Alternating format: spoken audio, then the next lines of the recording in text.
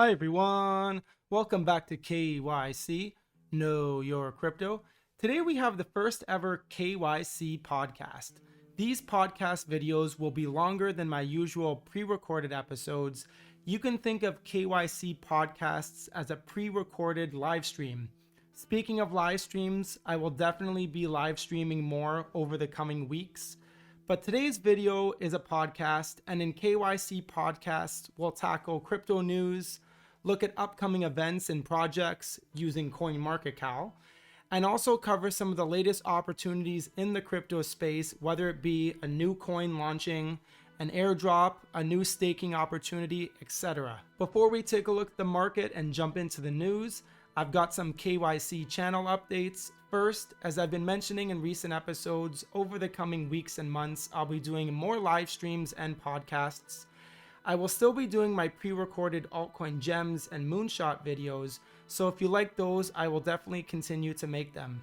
Second, a few people in the comments have asked if I'll be creating a Telegram or Discord group, presumably to talk about low cap gems. I definitely want to interact more with the KYC community, and I think the right time to create a group on Telegram or Discord would be at 1,000 subs for the channel. I thought about doing it at 500 subs, which I'm really close to, by the way, but you have to think at 500 subscriptions, how many people would actually make their way over to Telegram? I don't know.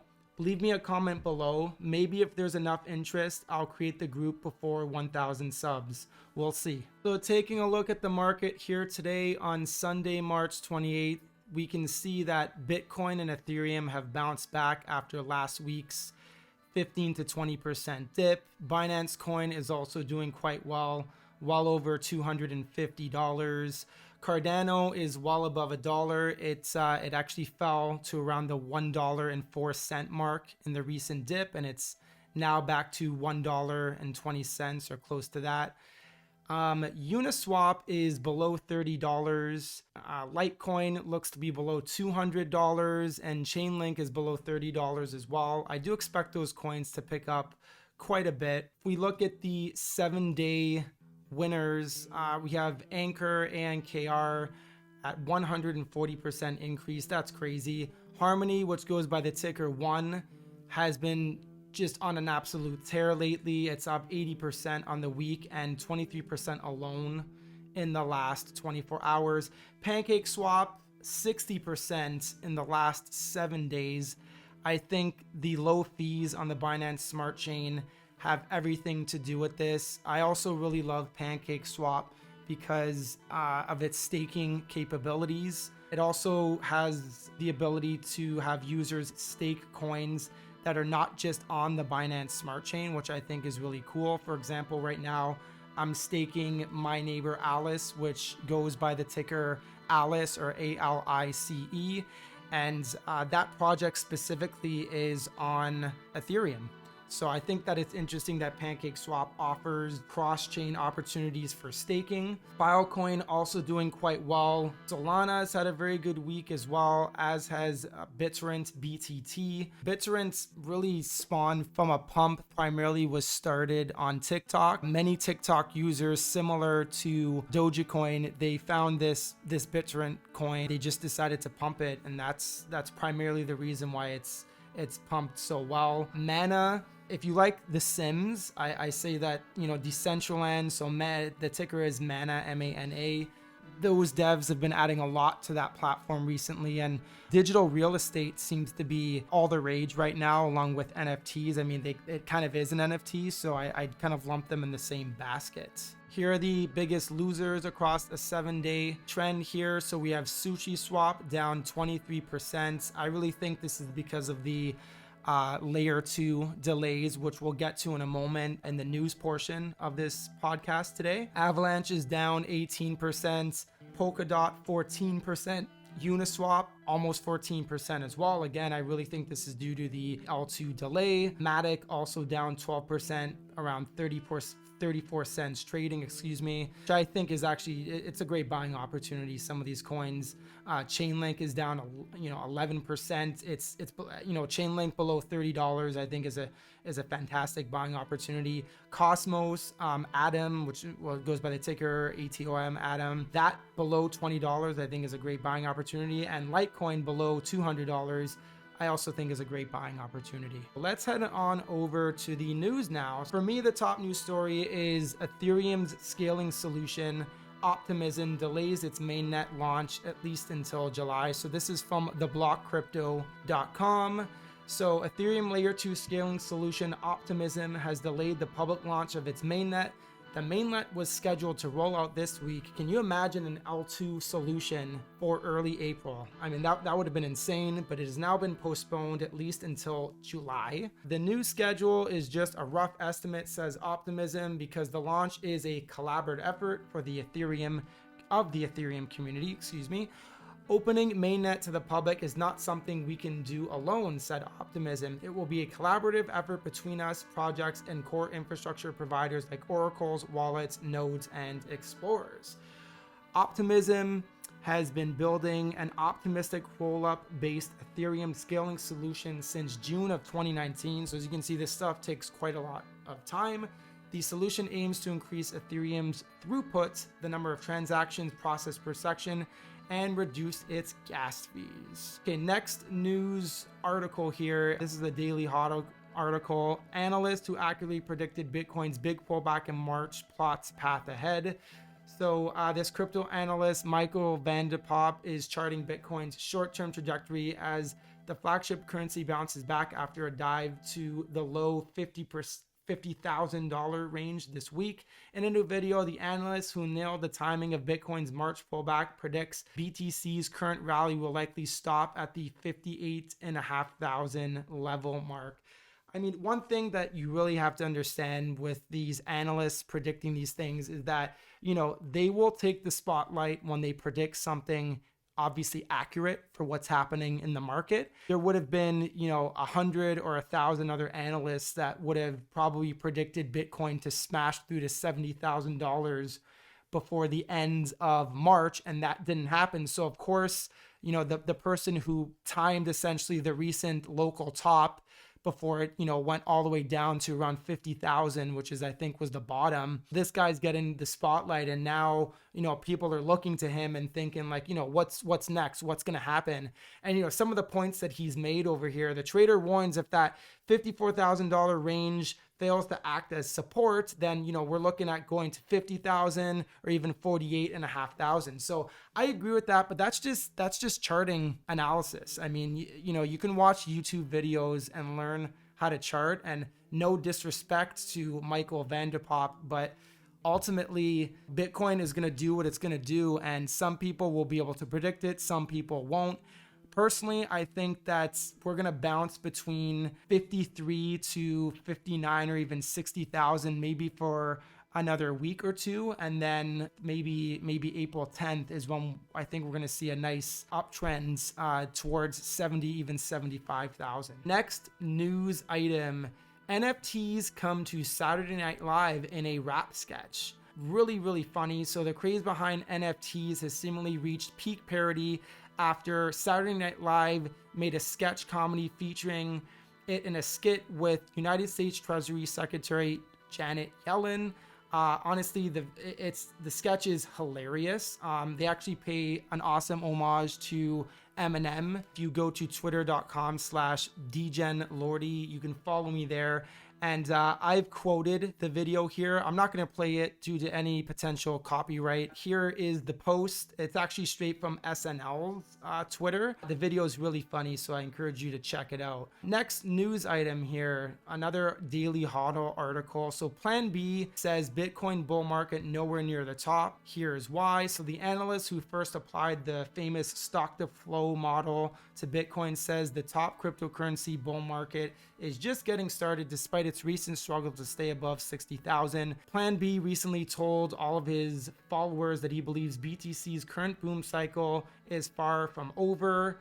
Here's the actual tweet from Plan B. In my opinion, we are only 4 months into the bull market and nowhere near the end of it. Bitcoin is just getting started. Let me know if you agree with that. I certainly do. I've done, a few videos on the market cycle of Bitcoin in this current bull run, and I do believe that we are not at the top until at least a 6-figure Bitcoin. Just discussing my peak target prices for Bitcoin and Ethereum. I think I put Bitcoin at 120,000. And I put Ethereum at its peak for this bull run at around 11,500. Okay, next news article. This is from Cointelegraph. PancakeSwap aims to take a slice out of Uniswap's DeFi dominance. PancakeSwap has emerged as one of the top DeFi platforms, and its Binance Smart Chain integration makes it a liquidity magnet against competitors like Uniswap and SushiSwap. And so, I first of all, right out of the gates of this article, I completely agree with that. As we saw in the market overview a few minutes ago, Uniswap, SushiSwap down over the last week, and PancakeSwap heavily up. Obviously, there's a lot of people who recognize the opportunity on the Binance Smart Chain right now. I do think the Binance Smart Chain is here to stay, by the way. I've seen a lot of people on crypto Twitter and on crypto YouTube saying that Binance is kind of a temporary fix until all the gas solutions come through on Ethereum.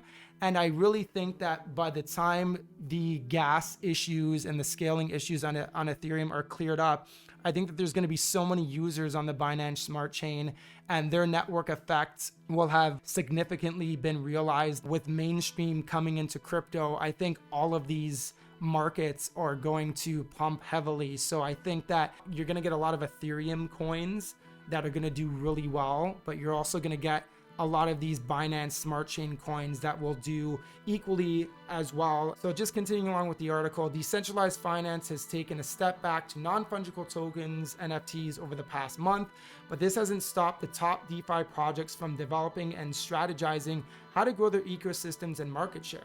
One project that has outperformed the field as of late is PancakeSwap, which goes by the ticker Cake.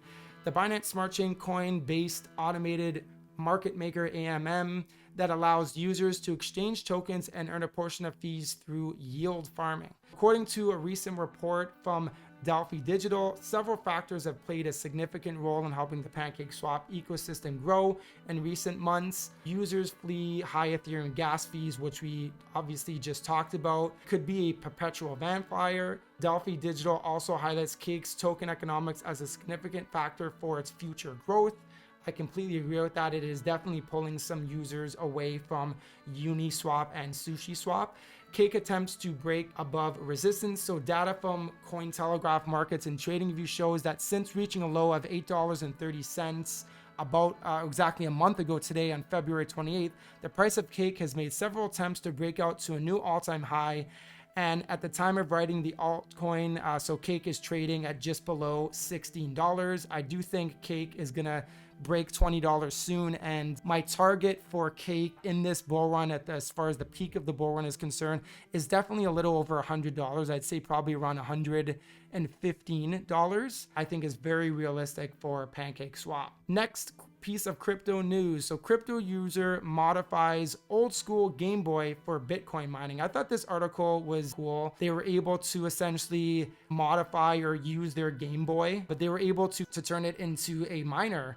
So Stack Smashing wrote his own mining code for the Game Boy's read-only memory integrated mining software, modified for the gaming console, and ran a BTC node on his computer. The result was nonces getting incremented on the console's green screen, showing the rig was attempting to mine crypto. The hash rate is pretty impressive, roughly 0.8 hashes per second. This really reminded me of the Black Mirror episode 15 Million Merits. I found it, specifically interesting because I do think the future of mining, there will definitely be an allocation to gaming. And I think that, you've heard of individuals being able to mine with their Tesla cars, which I think is very interesting, and it provides that capability. Now that Elon Musk and Tesla have bought Bitcoin and they're accepting Bitcoin for payments, I think that they're going to be looking for a lot of ways to mine crypto. But the Black Mirror episode 15 Million Merits is essentially a story about this fellow here on the left and this woman here on the far right. It's in a dystopian future, as most Black Mirror episodes are,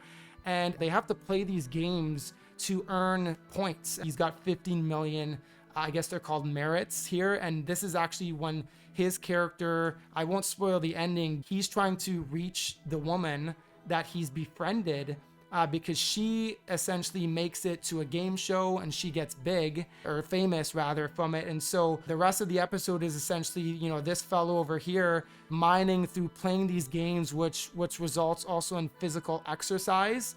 And the whole episode, he's saving up his merits to try and reach her again. There's a bit of a love story involved. It definitely spotlights some potential of where individuals in the future will be able to mine by playing games. Now we'll take a look at CoinMarketCal. I showed the KYC viewers CoinMarketCal in a recent episode that I did where I was highlighting how to find low cap gems. CoinMarketCal is obviously more than just a low cap gem hunter. Right now I have the search at just the top 10 coins, and then we'll look at the DeFi coins in just a moment. 88Pay will be on the Shelly mainnet as of March 31st. Theta Network NFT Marketplace, so the NFT Marketplace on Theta blockchain, will occur on March 31st or earlier. Ethereum, April 14th, the Berlin hard fork. So Ethereum developers have scheduled the Berlin hard fork for April 14th. For BNB holders, this is quite significant.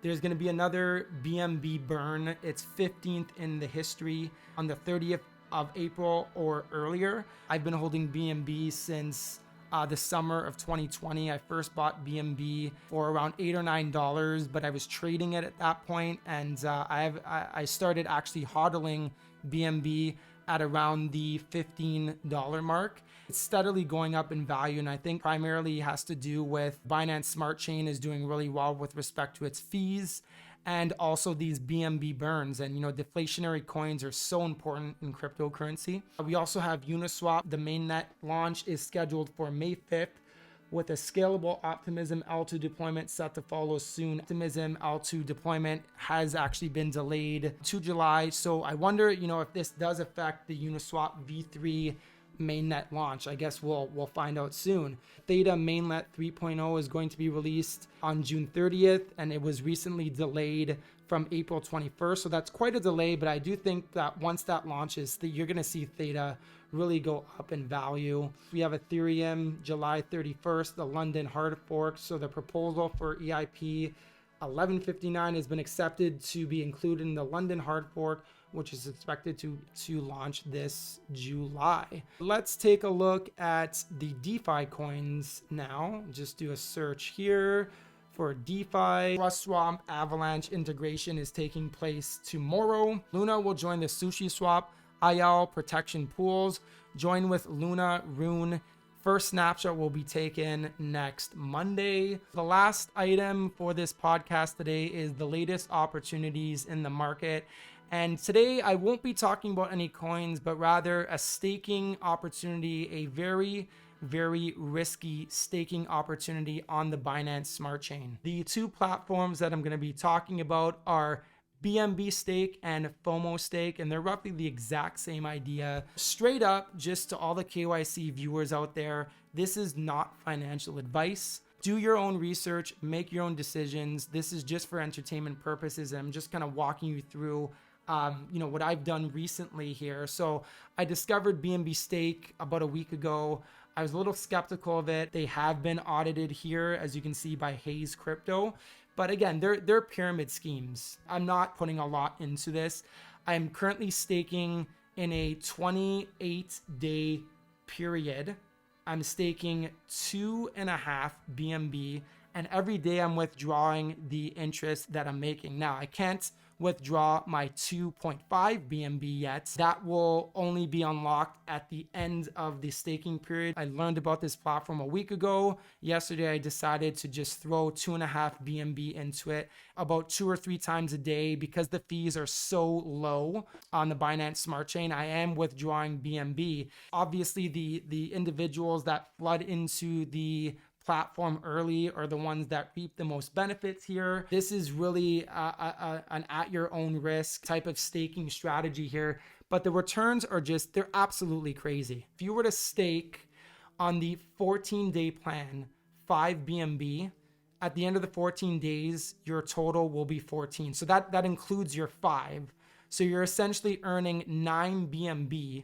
So you're making almost 3 times your BNB in 14 days. Now, again, this platform might not be here in 2 weeks. It is a big risk. If you find it and it's still early enough in its inception, you can certainly make quite a lot of money. The primary strategy on both of these platforms, I'm not going to really go through fomostake because it's essentially the same idea, but the staking periods are shorter, but the yield is lower. So if you put, 5 BNB, at the end of 12 days, you only get 7.1 roughly back. What people are doing is they're withdrawing every day, potentially multiple times a day. And then once they make their initial investment back, they're really just letting it ride. I should be close to making my 2.5 back roughly about 10 to 12 days into my staking period. Again, I'm only 1 day into my staking period. At the around 12-day mark, I'll roughly have around 2.5 BNB returns. So if the platform lasts that long, I'll have my money back, and then anything that I make from that point is a bonus. Exercise extreme caution. Do not put more than you are willing to completely lose. This is essentially a rug pull in the making. Exercise extreme caution if you use this, not financial advice. So that about does it for the first ever KYC podcast. As I mentioned at the top of this video, I will be doing a lot more of these, and I will continue to do the pre-recorded episodes, the low cap gem episodes and the moonshot episodes. I know that the KYC viewers really like those, and I'm going to continue to do them. As well, if you have any suggestions for coins that you would like me to cover, please do leave a comment below. It does help out the channel if you comment, if you like, and you subscribe. I really appreciate all the kind comments that I've received so far. Very, very close to 500 subscribers, which is really awesome to achieve. Thank you very much, everyone. I will see you in the next video.